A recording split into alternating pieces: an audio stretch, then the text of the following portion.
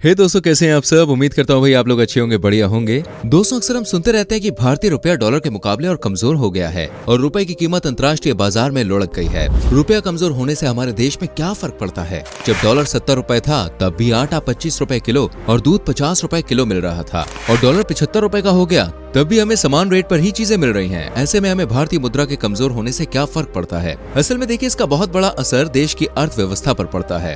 भारत को अंतर्राष्ट्रीय स्तर पर कोई भी सामान खरीदने के लिए ज्यादा कीमत चुकानी पड़ेगी। आज के समय $1 की कीमत 76 भारतीय रुपए से भी ज्यादा हो गई है। वहीं बात करें सन 1947 की, जिस समय देश आजाद हुआ था, उस समय $1 1 के बराबर हुआ करता था। पर डिवैल्यूएशन और डेप्रिसिएशन ऑफ करेंसी के कारण पिछले 75 सालों में रुपया लगातार कमजोर होता चला गया। लेकिन क्या होगा अगर एक बार $1 और $1 एक समान हो जाए, यानी भारतीय मुद्रा अंतर्राष्ट्रीय बाजार में इतनी मजबूत हो जाए कि $1 की कीमत $1 के बराबर हो जाए तो क्या होगा। आज की वीडियो में हम इस बारे में विस्तार से जानेंगे कि $1 और $1 की कीमत बराबर होने से हमारे देश में इससे क्या फर्क पड़ेगा। क्या इससे सिर्फ देश को फायदा मिलेगा या फिर कुछ नुकसान भी होंगे। चलिए देर न करते हुए आज की रोचक वीडियो शुरू करते हैं। दोस्तों, किसी भी देश की करेंसी को रेगुलेट करने की जिम्मेदारी उस देश की गवर्नमेंट सेंट्रल बैंक पर होती है। भारत में आजादी के बाद काफी समय तक फिक्स्ड एक्सचेंज रेट सिस्टम के आधार पर रुपए की कीमत अंतर्राष्ट्रीय बाजार में तय होती थी। सन 1947 में $1 $1 के बराबर ही था, लेकिन धीरे धीरे रुपए की कीमत सरकार द्वारा डिवैल्यूट की जाने लगी।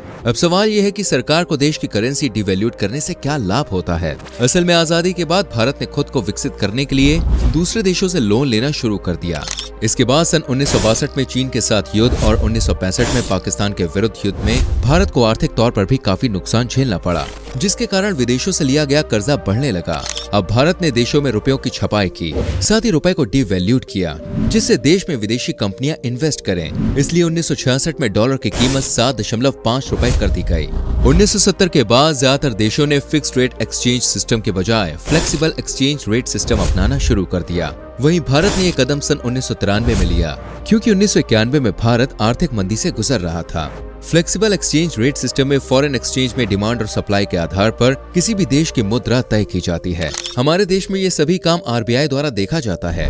ये तो बात हुई डॉलर और रुपए के इतिहास की, लेकिन सोचिए क्या हो अगर अचानक रात को भारत के प्रधानमंत्री ये ऐलान कर दें कि आज से $1 $1 के बराबर हो जाएगा और ये रात 12 बजे के बाद लागू होगा। अगले दिन से ही भारत की दशा बदलने लगेगी। देश का हर नागरिक अमीर हो जाएगा। 10,000 रुपए कमाने वाला व्यक्ति भी अब $10,000 कमा रहा है, यानी उसकी कमाई 75 गुना बढ़ गई है। जरा सोचिए, अब वो 7.5 लाख रुपए के अनुसार खर्च कर सकता है। देश में महंगाई खत्म होने लगेगी। बाहर से आने वाली चीजों के दामों में भारी कटौती देखने को मिलेगी। देश में इंपोर्ट सस्ता हो जाएगा। आज आईफोन के लिए भारत में 70 से 80 हजार रुपए चुकाने पड़ते हैं, वहीं अमेरिका में ये कीमत $1,000 के आसपास होती है। $1 और $1 बराबर होने पर आप 1,000 रुपए में आईफोन खरीद सकते हैं। इस तरह गाड़ियां भी देश में बहुत सस्ती हो जाएंगी। 10 से 15 हजार रुपए में आपको गाड़ियां मिल जाएंगी। 1 लाख रुपए में तो आप महंगी से महंगी गाड़ी अपने घर ला सकते हैं। देश में तेल की कीमतें भी बहुत कम हो जाएगी। भारत फिलहाल 80% से ज्यादा तेल अन्य देशों से आयात करता है। साल 2021 में 84 मिलियन टन क्रूड ऑयल का इंपोर्ट भारत ने किया था। मान लीजिए कि पहले भारत ने $1 करोड़ में सारा तेल खरीदा था। अब भारत को इतना ही तेल सिर्फ $1 करोड़ में मिल जाएगा। सस्ते दामों पर तेल मिलने से देश में पेट्रोल, डीजल और नेचुरल गैस की कीमतें बहुत कम हो जाएगी। अब कोई भी व्यक्ति ज्यादा पेट्रोल के लिए परेशान नहीं होगा, लेकिन गाड़ी और पेट्रोल के दामों में गिरावट होने से लोग प्राइवेट व्हीकल का ज्यादा इस्तेमाल करेंगे, जिससे सड़कों पर ट्रैफिक जैम की समस्या बढ़ेगी और ज्यादा गाड़ियों से वातावरण भी प्रदूषित होगा। भारतीय लोगों के लिए विदेश में घूमना, खाना, पीना और शॉपिंग सब कुछ सस्ता हो जाएगा। जिस देश के टूर के लिए अभी आपको लाखों रुपए खर्च करने पड़ते हैं, वो टूर सिर्फ हजारों रुपए में हो जाएगा। देश में शॉपिंग आपकी सोच से भी ज्यादा सस्ती हो जाएगी। आज भारत में $1 या 5-10 रुपए में भी कुछ खास खाने को नहीं मिलेगा। वहीं अमेरिका में आपको $4-5 में बर्गर जैसी चीजें आसानी से मिल जाएंगी।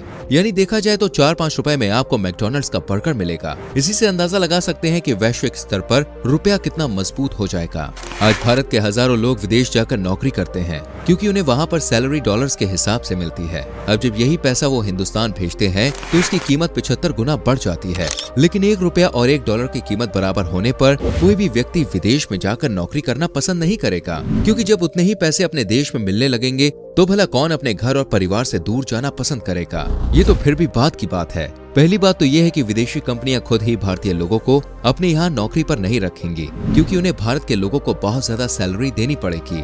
आज विदेशी कंपनियां इसलिए भारतीय लोगों को काम पर रख रही हैं क्योंकि डॉलर के मुकाबले रुपए की कीमत काफी कम है और उन्हें भारत की लेबर और कर्मचारी सस्ते मिलते हैं।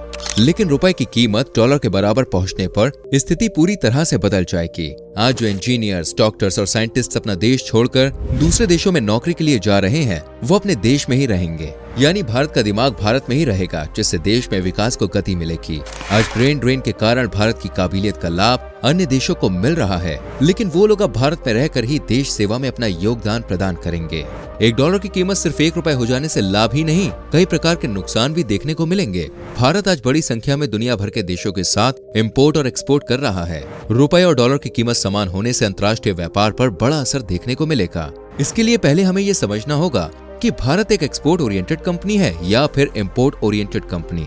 साल 2021 में भारत ने $59.27 बिलियन का इंपोर्ट किया था, तो वहीं $37.29 बिलियन का एक्सपोर्ट भारत ने किया था।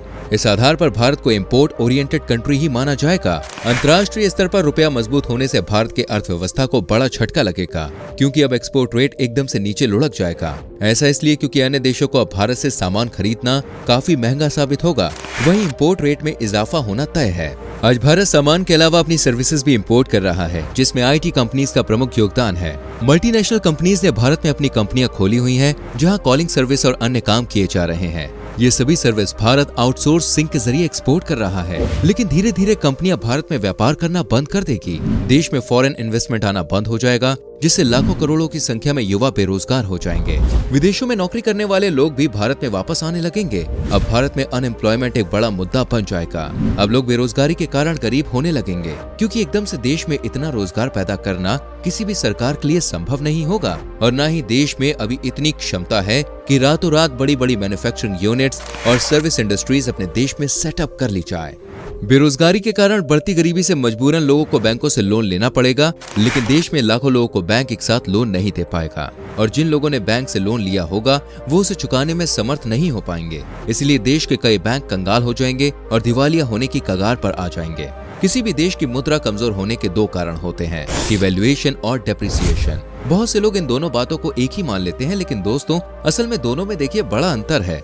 जब सरकार खुद से अपने देश की करेंसी की कीमत में बदलाव कर उसे कम करती है तो इस प्रक्रिया को डिवैल्यूएशन कहते हैं। वहीं अंतर्राष्ट्रीय बाजार में डिमांड एंड सप्लाई पर जब देश की मुद्रा कमजोर होती है तो वो डेप्रिसिएशन होता है। डेप्रिसिएशन एक लेवल तक ही अच्छा होता है, जरूरत से ज्यादा यदि किसी देश की मुद्रा गिर जाए तो वहाँ गंभीर आर्थिक संकट आ सकता है, जिससे निपटने के लिए सरकार कई बार अपने देश की मुद्रा छापने लगती है, जो हाइपर इन्फ्लेशन का कारण बनते हैं। आज जो चीज देश को 60 रुपए में मिल रही है, कल वो 70 रुपए में मिलने लगेगी। इतना सब जानने के बाद आपके मन में कई तरह के सवाल उठ रहे होंगे कि देश की करेंसी का मजबूत होना अच्छा है या कमजोर होना। देखिए, अगर मुद्रा मजबूत होगी तो देश में महंगाई कम होगी। ऐसे में इसका सीधा सा जवाब है कि किसी भी देश की मुद्रा से महंगाई या फिर अंतर्राष्ट्रीय व्यापार पर खास फर्क नहीं पड़ता है। साथ ही बहुत से लोगों को लगता है कि सिर्फ विकसित देशों की करेंसी ही मजबूत हो सकती है, विकासशील देशों की मुद्रा मजबूत नहीं हो सकती। ऐसे में हम आपसे पूछना चाहते हैं कि जापान एक विकसित देश है या नहीं।